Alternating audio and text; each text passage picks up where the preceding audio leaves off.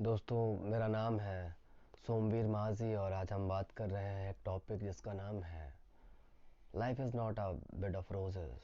ज़िंदगी फूलों की सेज या बिस्तर नहीं है। हाँ दोस्तों, जब भी हम ज़िंदगी के बारे में सोचते हैं तो ज़िंदगी में सब कुछ हमारे हिसाब से होता है।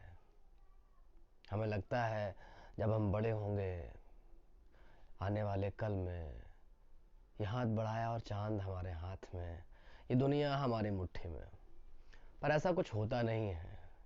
ख्वाब हकीकत नहीं होता। ख्वाब को हकीकत में बदलना पड़ता है, जिम्मेदारियों से, अपनों से, परायों से, चुनौतियों से और न जाने किन किन चीज़ों से हमें लड़ना पड़ता है। उन कहानियों को जब हम सुनते हैं, उन कामयाबी की कहानियों को, उन सफलताओं की कहानियों को, तो हम बड़े ही रोमांचित होते हैं। लगता है ये सब कुछ बस यूं ही हो जाएगा। जब हम सुनते हैं कि किसी इंसान ने अपनी ज़िंदगी में किस तरह से उस सफलता को हासिल किया है तो हमें लगता है हम भी ऐसा ही करेंगे। सुनना और उसको ज़िंदगी तक लाना, ये दोनों अलग बातें हैं। इन दोनों में एक बहुत ही बड़ा संघर्ष होता है। हम जब भी किसी सफलता की कहानी को सुनते हैं तो उस सफलता की कहानी से प्रेरित होते हैं शायद थोड़ा बहुत, पर उसके पीछे का संघर्ष नहीं जानते। हम नहीं जानते हैं कि उस सफल इंसान ने अपनी ज़िंदगी में न जाने कितने कठिन परिश्रमों से होकर अपनी ज़िंदगी को गुजारा होगा। हम सिर्फ उन कहानियों को सुनते हैं। दुनिया नहीं जानती उस संघर्ष को और दुनिया जानना भी नहीं चाहती। सूरज जब उगता है तो दुनिया देखती है, जब ढलता है तो दुनिया परवाह नहीं करती। ऐसी ही दुनिया है। ज़िंदगी में जैसे जैसे हमारी उम्र आगे बढ़ती है तो ज़िंदगी कई नए रंगों के साथ हमारे सामने आती है। हम ज़िंदगी में सब कुछ समेट लेना चाहते हैं, पर धीरे धीरे वक्त की परतें जब हमारी ज़िंदगी से निकलती जाती हैं, उधरती जाती हैं, तो हमें एहसास होता है कि हम क्या क्या समेटना चाहते थे, हम क्या क्या समेटना चाहते थे और न जाने क्या क्या बिछड़ गया हमसे, क्या क्या रह गया पीछे। पर ज़िंदगी में कंप्यूटर की तरह कोई बैक स्पेस बटन या डिलीट बटन नहीं होता है। ज़िंदगी में की हुई गलतियाँ मिटाई नहीं जा सकती। जो गलती कर दी सो कर दी। इसीलिए ज़िंदगी को जीने के लिए हमें बड़ी ही सहूलियत की ज़रूरत होती है।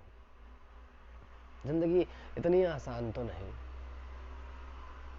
ज़िंदगी को जीना एक कला है जो बहुत मुश्किल से आती है।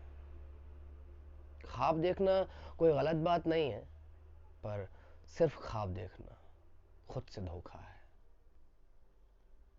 किसी कहानी को पढ़ने के बाद, किसी किताब को पढ़ने के बाद हमें कुछ ज़्यादा वक्त नहीं लगता है। कुछ घंटों में, कुछ पलों में, कुछ दिनों में हम उस कहानी को, उस कविता को, उस किताब को पढ़ तो लेते हैं, पर हम कभी ये सोचने की ज़रूरत नहीं समझते। कभी हम सोचते भी नहीं इस बारे में कि उस किताब को लिखने के लिए, उस कविता को लिखने के लिए उस लेखक ने न जाने कितना वक्त लगाया होगा। शायद कुछ दिन, कुछ महीने या पूरा जीवन। हमने तो बस कुछ ही पलों में उस किताब को पढ़ लिया, बस इतना काफ़ी है। शायद नहीं। हमें जिसकी तरह बनना है या फिर हम चाहते हैं कि दुनिया हमारी तरह बने, तो हमें कुछ ऐसा करना होगा जो दुनिया ने अभी तक नहीं किया। उम्मीद करता हूँ मेरी बात आप तक पहुँची होगी।